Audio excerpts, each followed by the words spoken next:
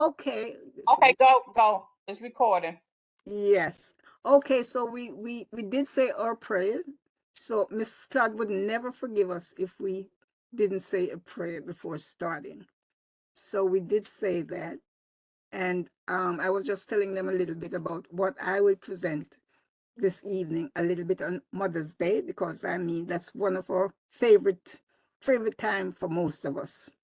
So as I was saying that I've lost my mother for more than 20 years now, but I still remember that with warmth. And it's just such precious times. And those of us who still have mothers, we know how precious that is. And we're going to have a very happy and pleasant Mother's Day. And I have a little thing that I've written about Mother's Day here. And it says the celebration that we are told goes back to times when Greeks and Roman festivals, they had festivals in honor of mother goddesses, Rhea and Cybele. And later on, the early Christians, they had festivals known as Mothering Sunday, which stands for the modern per, per, per, precursor to Mother's Day, Mothering Sunday. I remember, and that was the Christians did this. This was a European tradition, and it fell on the fourth Sunday in Lent. That's then. That's what the story says.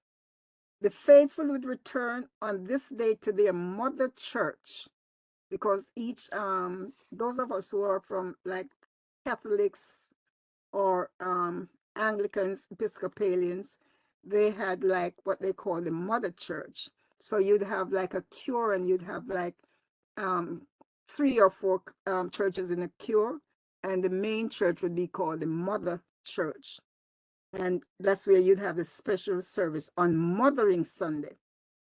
And the tradition shifted over time into a more secular holiday where children would give their mothers flowers and other gifts. And this custom would blend into the American Mother's Day. And that started, I think, somewhere it is said in the 1930s or 40s. There was an American author and poet by the name of Julia Ward Howe, who became the editor of Woman's Journal, a widely read suffragist magazine in 1872. And she wrote, they call it the Battle Hymn of the Republic.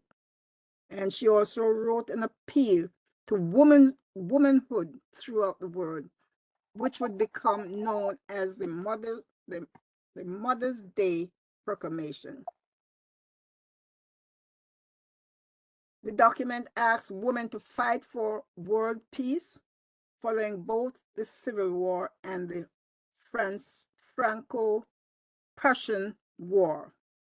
Howe then launched a failed attempt to start a Mother's Day celebration on June 2nd.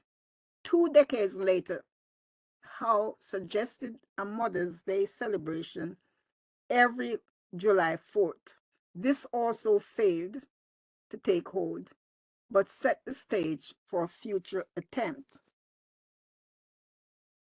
A woman by the name of Anna Jarvis successfully initiated Mother's Day after her mother, Anne Reeves, died in 1905.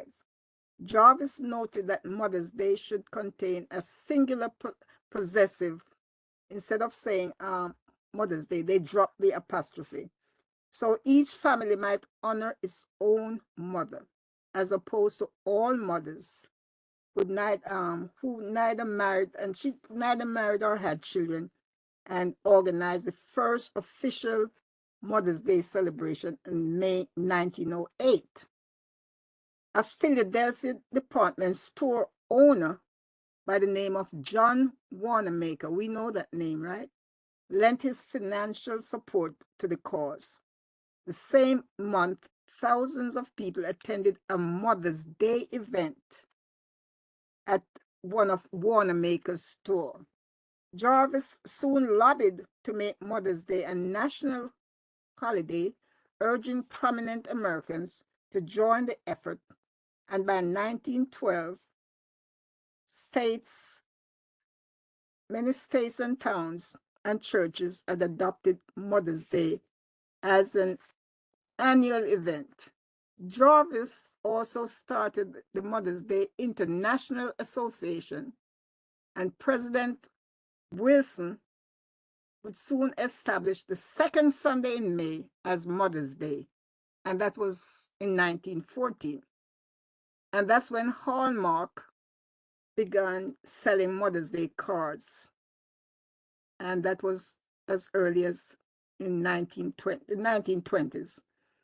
So, but Jarvis's love affair with the holiday, she worked so hard to start, but it did not last. And she eventually grew to resent the commercial appeal because she started it and then she proposed it. And then Hallmark and everybody else was trying to make it commercial. Also, the florists said, we do flowers on Mother's Day. And as the story goes, Woodrow Wilson, his cabinet eventually got wind of Anna's work, and it was under his guidance that Mother's Day officially became a national holiday, and that was in 1914.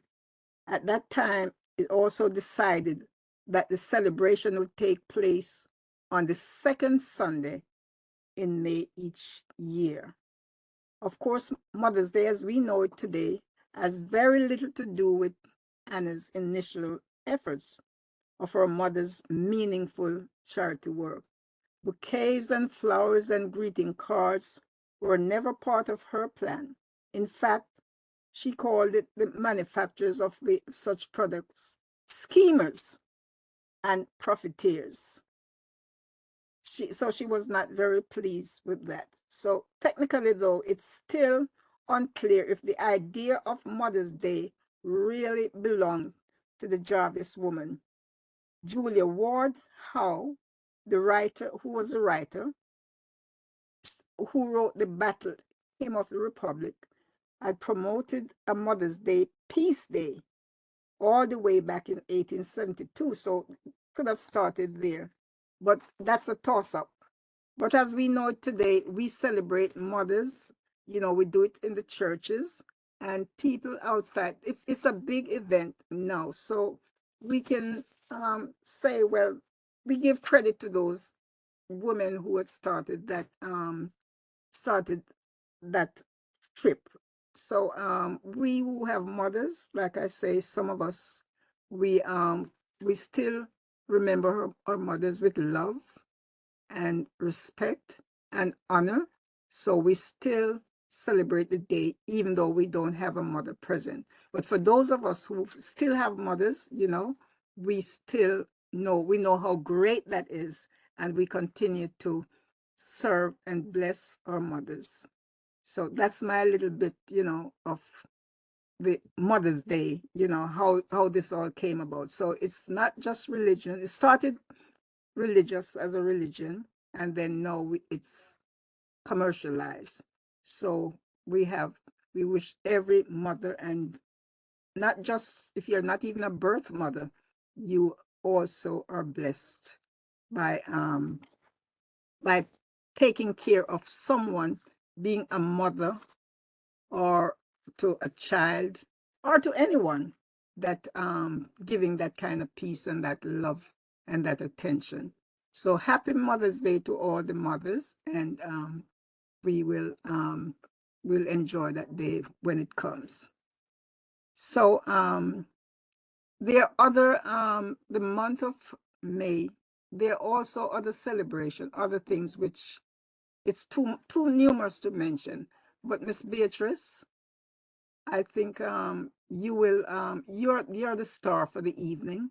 So you will. Thank you, Sadie. Thank you, Yes, everybody. And I won't keep everybody long because I know everybody has stuff to do. There's a lot going on in the world.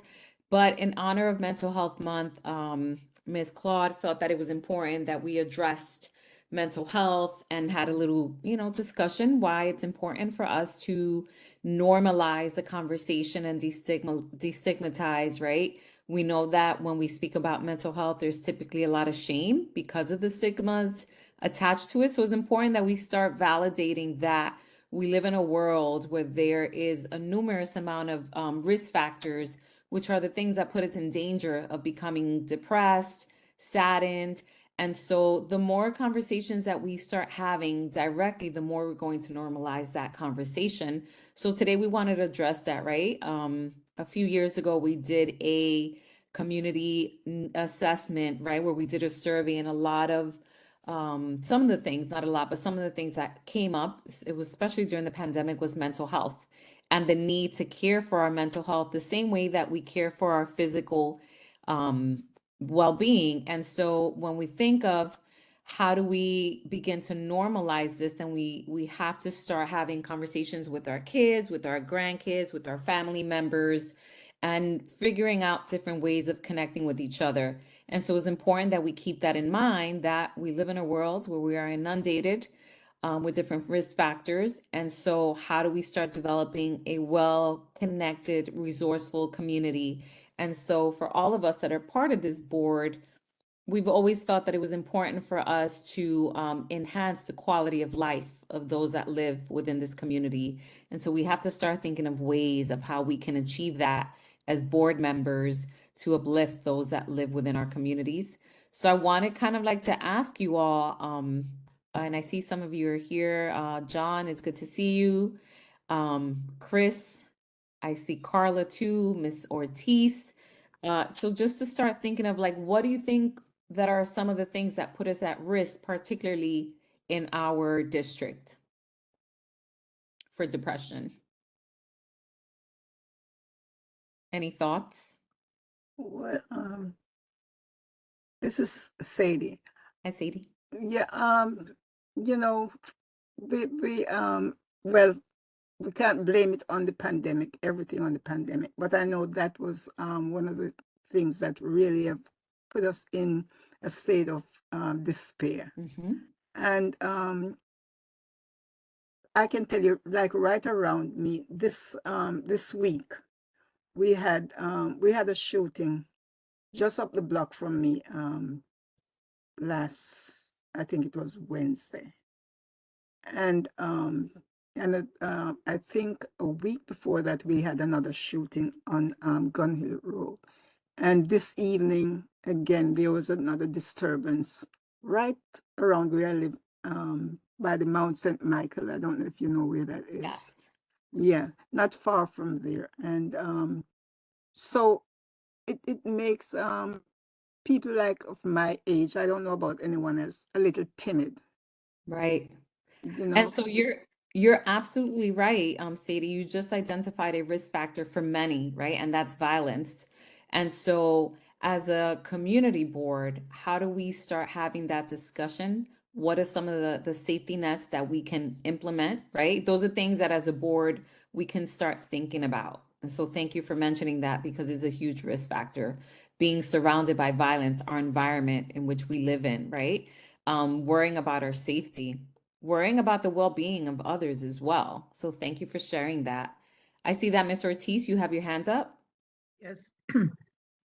Well, my number one issue is the loss of loss of someone, which has me yet, very down. And that's one of the main things in everybody's life. When you lose someone that you love, Right. you It cannot puts you, it puts you replace at them or risk. anything like that. Yes. Thank you. That's definitely a huge risk factor as well. Miss Stephanie Roth, and then after her, we'll go to Letitia. Stephanie, you can unmute yourself. Sorry, I'm trying to unmute myself. Sorry. Hi, I'm a school social worker. There we go. I'm a school social worker at Peace, and Yes. I was just going to share. I think there's a lot of stigma in among our. I could speak for in the community I work in. I think not everybody's comfortable, you know, sharing about their feelings with regards to mental health. So I'm a school social worker, PS21, but I have a specific responsibility working with students in temporary housing. And you know, I think parents are okay if you talk to their kids, but they don't want to talk into their kids about like their feelings or their emotions a lot of times. So we have to be very sort of sensitive to that. And I think that can be a factor too. So there's sort of a, you know, kids may be feeling things, but they're very aware that it's preferred to not discuss that with other people. Right. And so sometimes if we dig a little bit deeper, it's because a lot of times parents aren't given a curriculum, right? A handbook, a guidebook. This is how you start a conversation. This is how you have direct conversation. There's also shame. And we Yeah, oftentimes grow up in a society where we're taught that if you are emotionally overwhelmed, right, that you are weak. And so right. that creates this stigma and it actually creates a divide. And so it is up to us to start normalizing that conversation. And thank you for the work that you do. We know that there aren't enough school social workers within our schools. And so even something, if we talk at the legislative and policy level, those are the things that we need to advocate for, right? Well, Yeah, resource schools. yeah. I was just one quick little story. I do this girls book club with fifth graders, and it's a wonderful book. I keep forgetting Finding Vanessa. I forgot. I'll say it. I'll look it up as we're talking. But it's a wonderful book. It's about when Vanessa Williams became the first Black Miss America, and it touches on so many issues. And it takes place in a similar type of community that our school is in, and they're just different family dynamics and. So one of my students, I was pointing out that the main character is a brother who struck me as very effeminate, and they kept mentioning because she winds up being in a pageant herself and doesn't feel particularly attractive and all these self-esteem issues. And I thought it's a great vehicle if the girls want to say something. The girl's mother is not around. It gives, you know, if there's a moment, it sort of would prompt. It's a great prompt. So. Um, One of the girls went home and told her mom that I said we were reading a book about a gay boy. Um, and I said, "Why'd you tell your mother that?" That's not what I said. I thought, oh gosh, she's going to tell her she can't go to the book club now. And when I came into school today, the girl happened to be there with her mother. I said, "Oh, good," because I felt like this was not going to translate well on a phone call.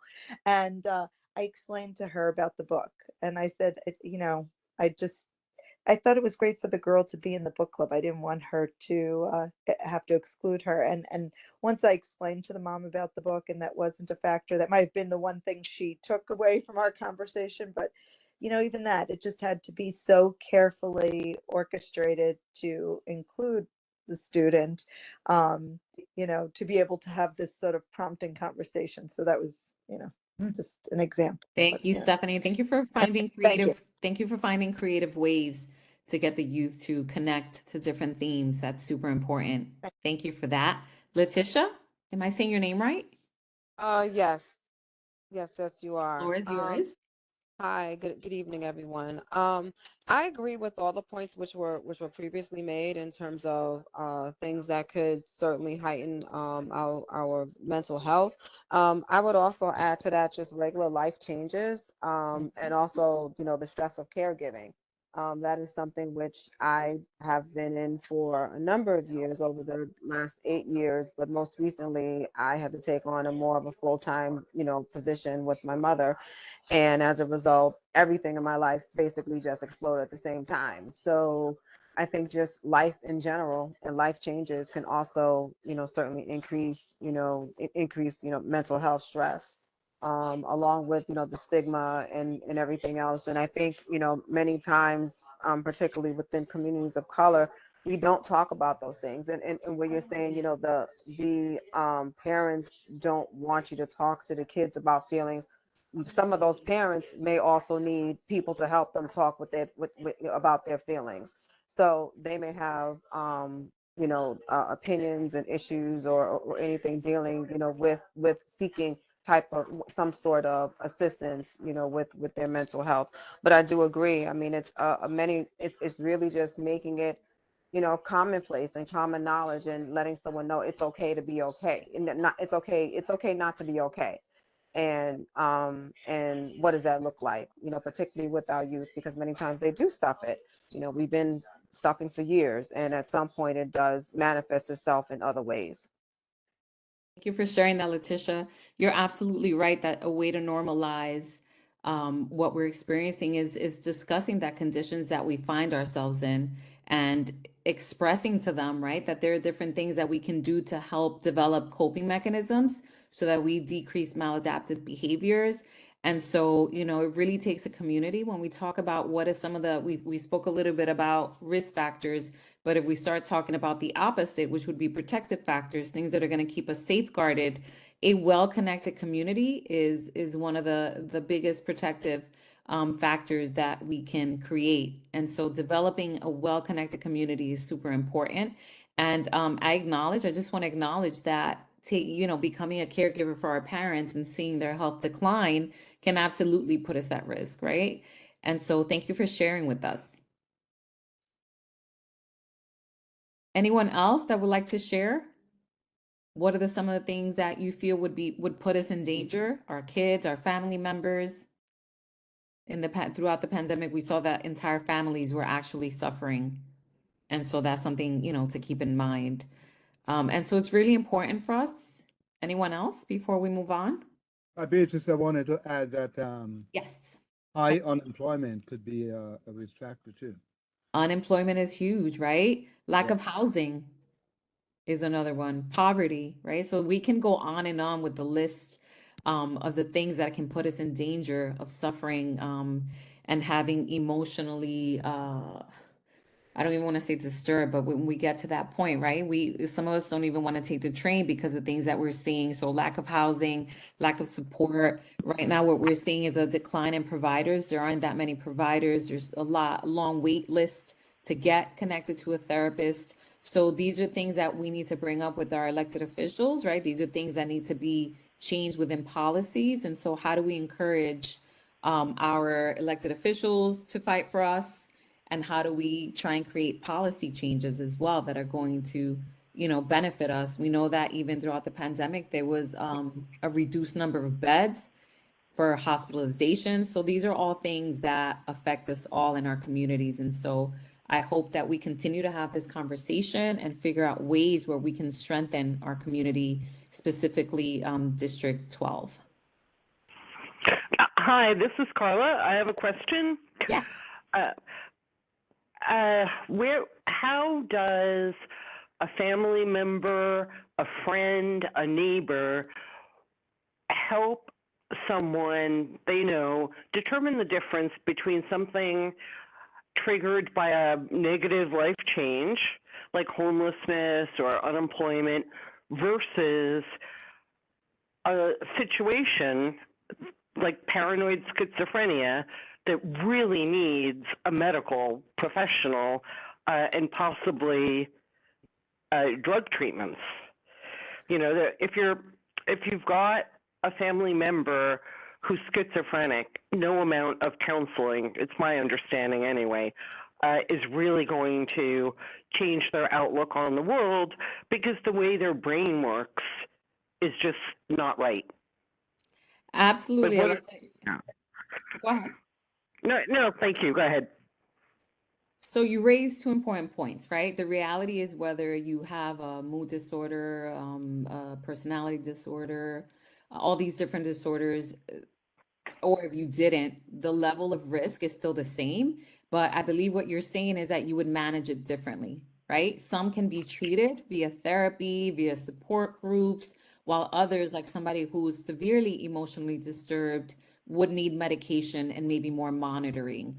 And so there's different levels of treatment, but even somebody that may have schizophrenia or another personality disorder of some sort does need the same type of support and community development so that we lose the fear, right? By educating our communities and our members, we help them start losing the fear and get them the proper support that they need. And so there is a difference in the treatment and the level of care that they do require. Right. So does that mean maybe you start off at the same point, say asking for a wellness check for the person, and then the treatment options may branch off further down that path when it becomes evident that the person is not just suffering grief or sadness, but there's something else going on? Absolutely. And that person that you're talking about requires, like I said, a higher level of care, a lot of hand holding, right? Connecting them to the services that they need. And so it's more intense, their treatment plan and their safety planning. Right. Okay. Thank you. Thank you, Carla. Any other questions? Letitia's hand is still up. Hi, Letitia. Hey, yes, I do have a question. Can you hear me okay? Because I put my Yes. earbud in. We can Okay, hear you. perfect. Perfect. Thank you. How you doing? My question is, I guess pertaining to, I Hi, guess, how you doing? how are we teaching or speaking to the students within the classrooms? Like, is there a certain type of program that we're using, for mental health? I don't remember where, but I know I have a bookmark somewhere in my many emails. I saw in the news that there was a peer-to-peer type program that was being used in some schools. From my understanding, Letitia, unfortunately, there isn't enough. And Stephanie, who's a Talking social about it. worker, that's on the call, right? And that's where my point, right? That we need to increase the communities and the systems that we have within schools. There are no curriculums where we talk about mental health. There's a lack of social workers within schools. And so, Stephanie, do you want to talk a little bit about what are some of the things that you're seeing within the schools that are happening? What initiatives? Sure. I think there is, just to lend some comfort. So there is a large curriculum in all the public schools, and it's something that I think was not used in the past, but I would say definitely in the past maybe 3 years. So there's a DESA, DESA, and I'm going to tell you, I'm not quite sure exactly what it stands for. I'll write it in the group chat, but it is there is a big push for social emotional learning. So I have to say, so for instance, I start every group, and I think many social workers do, with a mood meter, which you could Google. It's a square graph configuration where elevated moods would be angry or sort of hyperactive, like excited, we'd call it. There's happy mood, which is green. The lower quadrants are sort of sad and happy, and then happy could be the elevated mood is excited, and the elevated mood is angry. So I start every group, but many teachers start every class going around, can everybody check in on the mood meter? And I'm from Long Island. I used to work in Long Island schools, and that's commonly done. It is done all across the district. It is done all throughout the city. And I think it's a wonderful tool, and kids, it makes us talk about and identify our moods and think about how are you feeling. And if one of my students will say, oh, I feel sad today, and I'm an elementary school social worker, and I'll say, do you want to share? If they say they're sad, do you want to share about that in the group? And sometimes they'll say yes, sometimes they'll say no, sometimes they'll say my father was shot, sometimes they'll say my dog isn't feeling well. But we'll say, okay, I'll talk with you about that after. But there is a lot of sensitivity and expansive that we use in schools, and there's a lot of training we receive. Very, very good. I've worked as a social worker for over 20 years in the school, and I have to say the DOE really puts a lot of great professional development out there for us.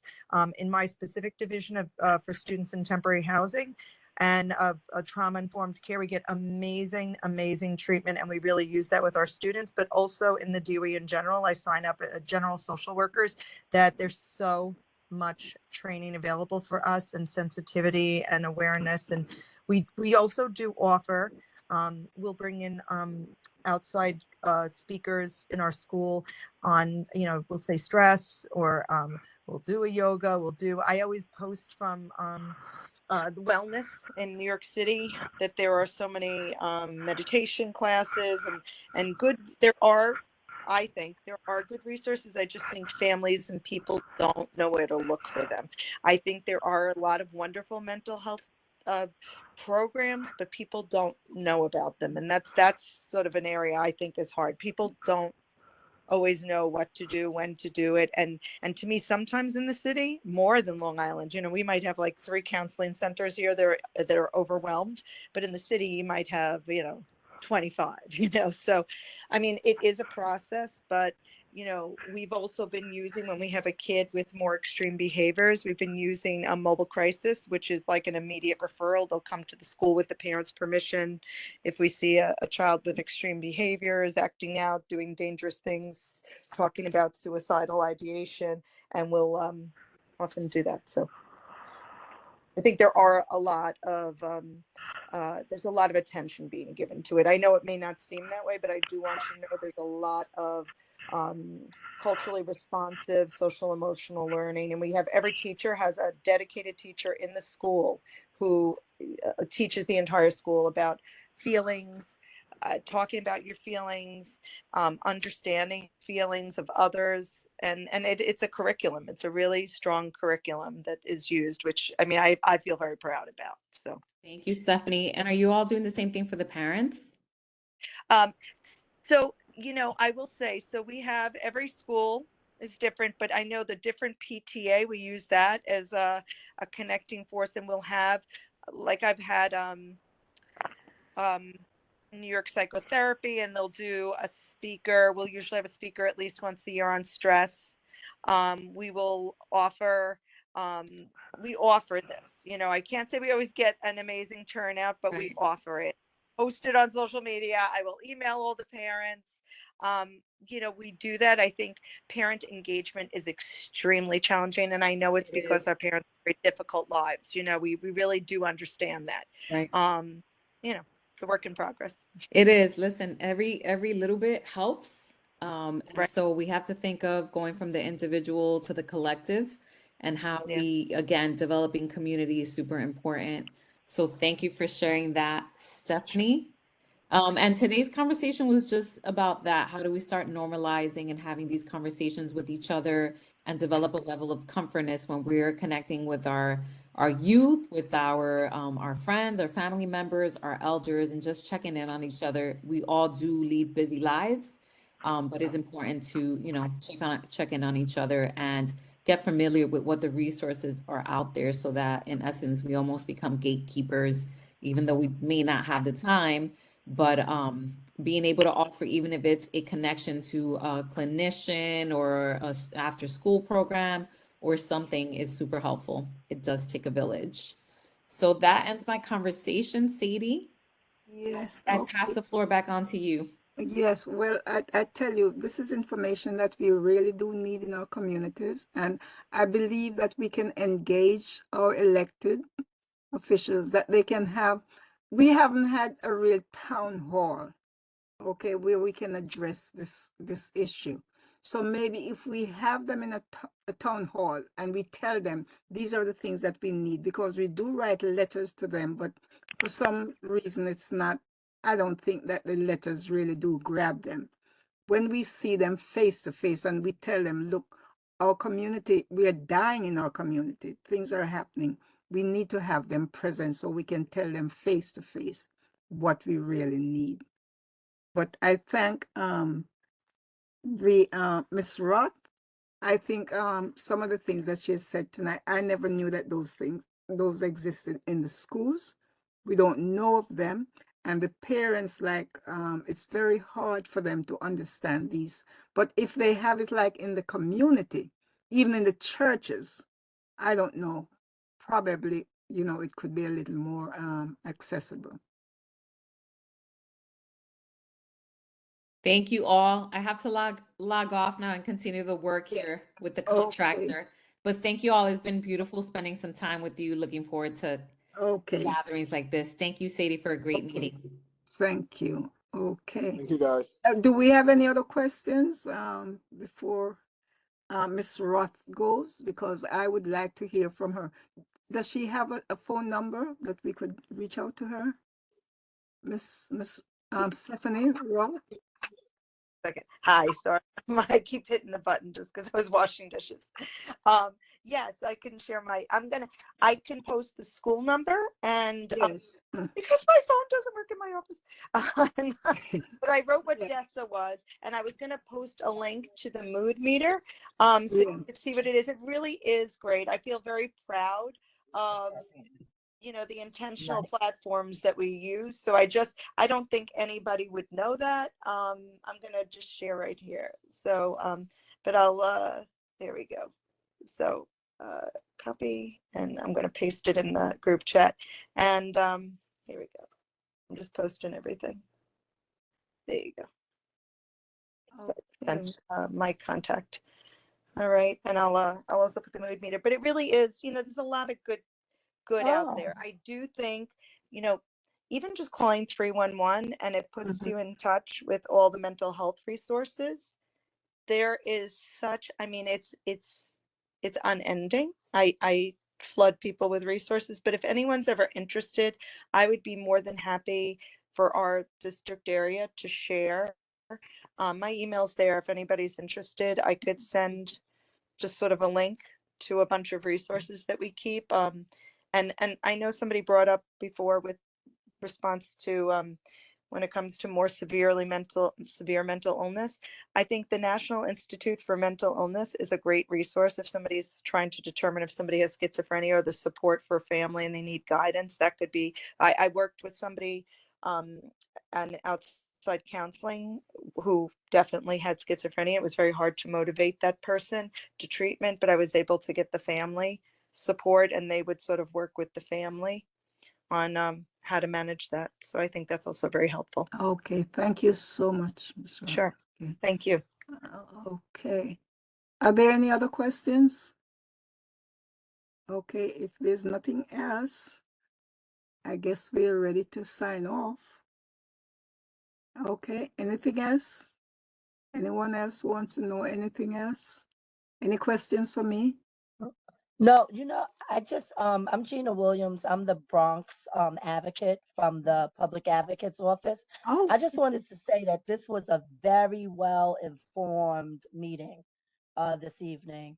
I like the conversation. I like the history about what Mother's Day means, where it came from, how it developed, and the traditions. But I also liked the community conversation regarding mental health and the effects that came about from COVID, that they just heightened what was hidden. And now people are in a desperate place where, in order to get some relief, they have to now say, it's really okay for me to talk about this and not be afraid. And I think that seeing that when a person is not by themselves in a space like that, because at first people tend to think, oh, it's just me, but it really isn't. There's so many people that have similar issues, but they're just not sharing their stories. okay. And I want to congratulate everybody on this call who share, because that's a brave step to take, to just let like all your guard down and just feel comfortable and relaxed. And if we can get other people to do the same thing, we're on our way to holistic mental health healing, and we will see a difference in the climate in the city, especially. So we do have a way to go, but teamwork is the only way it's going to get done. So I'm glad I was able to get on this meeting tonight. I'm on another Zoom as well with the PEP. Okay. So I'm just trying to multitask. Thank you so much. And do you have a number we can reach you? You're the public advocate, you say? Yeah, I'm the Bronx advocate. So yeah, let me give you the number. Sorry, I don't know it offhand. Mhm. Well, I don't call myself, so that's why. Let's see here. Okay, it's 646 952 1549. Let me see if I can put it in here. 646 952 1549. And I'm gonna put the email as well. Mhm.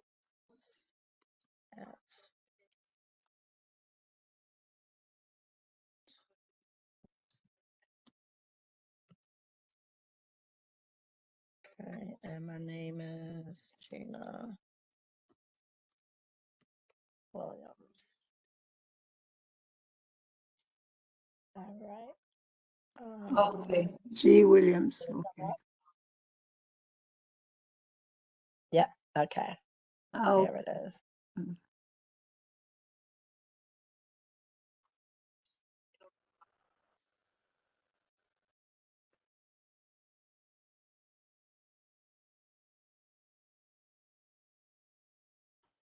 okay, very good. Any other questions, folks, before we sign off?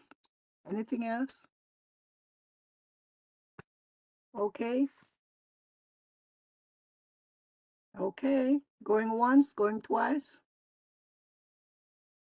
Well, we're going to sign off. So thank you everyone for your attention, for coming in and for your attention. Thank you Thank you. and good night. Good Okay. night. Good night. Good night. Good night and bye-bye everyone. Night. Good night, everyone. Good night. Okay, it's 7:54. Good night. Thanks again, Urs. Welcome, and I'll be in touch with you tomorrow about that situation. Okay, well, good, thanks. Okay.